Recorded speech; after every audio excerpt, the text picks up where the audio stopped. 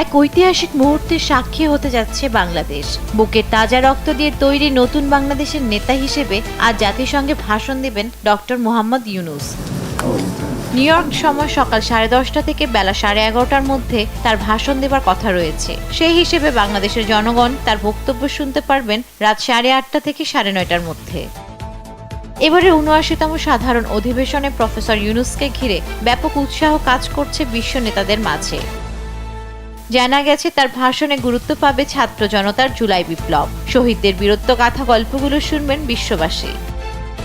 এছাড়া দেশের অর্থনীতি সহ অন্যান্য বিষয় নিয়ে আলোচনা করবেন ডক্টর ইউনূস। একই সঙ্গে তুলে ধরা হবে সরকারের আগামী কর্মসূচি ও বিশ্ব পরিস্থিতি। গেল সোমবার রাত থেকে নিউ ইয়র্ক পৌঁছার পর থেকে ভীষণ ব্যস্ত সময় পার করছে সরকার প্রধান।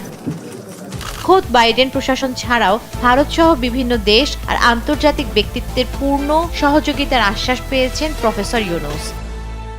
সফরের শেষ দিন শুক্রবারে ডক্টর ইউনূসের অন্যান্য কর্মসূচির মধ্যে রয়েছে মালদ্বীপের প্রেসিডেন্ট মোহাম্মদ মাইজুর সাথে সাক্ষাৎ, ভয়েস অব আমেরিকার বাংলা বিভাগের সাক্ষাৎকার, জাতিসংঘের আন্ডার সেক্রেটারি জেনারেল রাবাব ফাতিমার সাথে সৌজন্য সাক্ষাৎ এবং বাংলাদেশে বিনিয়োগকারীদের সাথে বৈঠক। আজ রাতেই দেশের উদ্দেশ্যে রওনা করবেন ডক্টর মোহাম্মদ ইউনূস।